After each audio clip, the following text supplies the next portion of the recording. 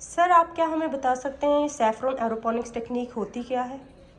Ji ma'am, thank you so much for your question और सभी viewers को मेरा प्यार भरा नमस्कार। जी हाँ, सैफरॉन एक्चुअली एक ऐसी क्रॉप है जो कश्मीर में ही पाई जाती है और शुरू से जब से इसकी एग्रीकल्चर अडॉप्टेशन इंडिया में हुई है और जब से इसकी खेती हो रही है तो वो सॉइल में ही कश्मीर की वादियों में ही हो रही है।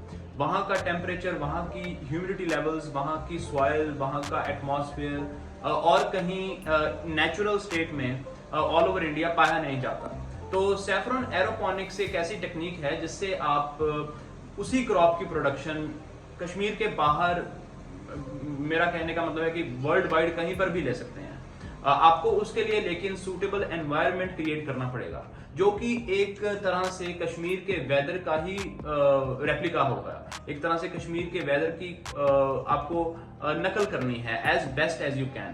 तो उसके लिए ऑब्वियसली अगर आपको ऐसा कोई एनवायरनमेंट बनाना है तो वो एक एनक्लोज्ड चैम्बर में बनेगा।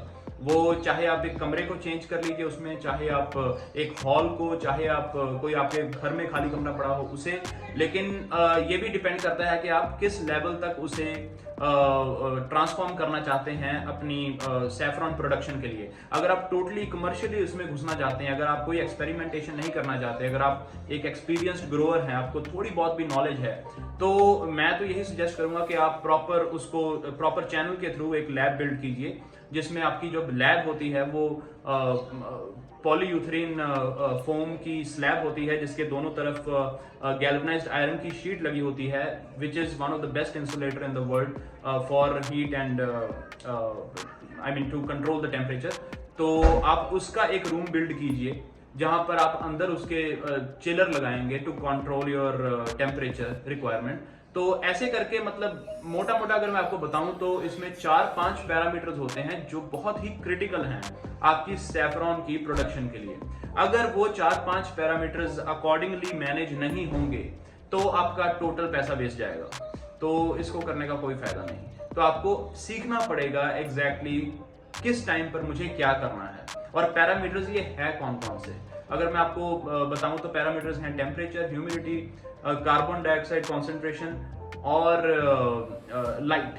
तो इन्होंने कैसा बिहेव किया हमारे प्रोडक्शन के टाइम पर लास्ट ईयर से ही हमने एक स्टैंडर्ड ऑपरेटिंग प्रोसीजर एसओपी जिसको हम बोलते हैं वो ड्राफ्ट की है, जो हमने अपने कोर्स में डाली है कि आपको एग्जैक्टली ये करना कैसे होगा all through out the year, ताकि आप कंफर्म ये हो सके और आप टोटली सेटिस्फाइड हो कि हाँ इससे ये चीज़ काम करेगी।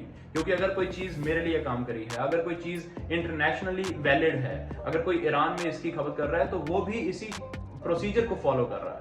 तो जी मैम, तो इसका यही आंसर है कि इसमें 4-5 पैरामीटर्स होते हैं जो बहुत क्रिटिकल होते हैं जिनको फॉलो करके प्रोडक्शन लेना एक इंडोर एनवायरनमेंट में, उसी को एरोपोनिक्स टेक्निक कहते हैं।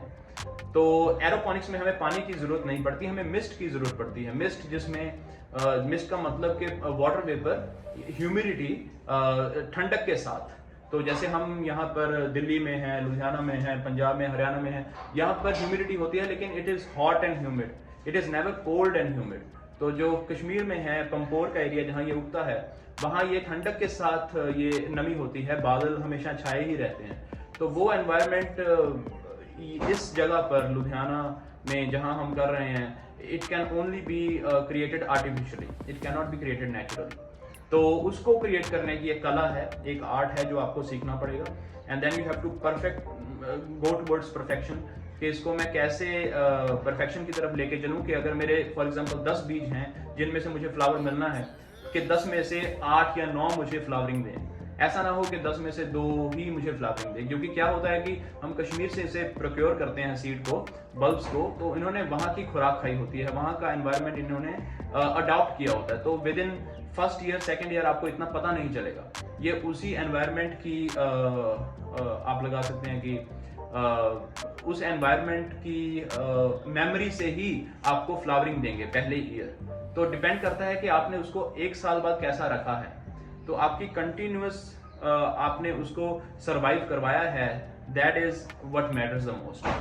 तो उसके लिए आपको इन पैरामीटर्स को छेड़छाड़ इन पैरामीटर्स की काफ़ी अच्छी नॉलेज आपको होनी चाहिए।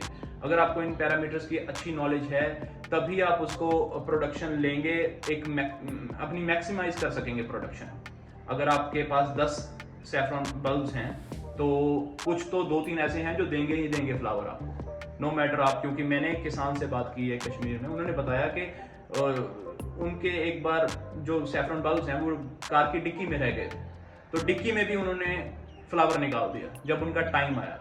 तो when it is time to deliver they can deliver anywhere. लेकिन बात यही है कि कुछ उनमें से जो बाकी 7 या 6 हैं सैफरॉन बल्ब्स जिनमें से फ्लावर नहीं आया, उनमें से फ्लावर आ सकता था प्रोवाइडेड कि उनको कंड्यूसिव एनवायरनमेंट मिलता, उनको इंस्टिगेट किया जाता।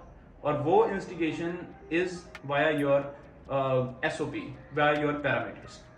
तो जी ma'am, this is called saffron aeroponics. It is totally inside in a closed environment.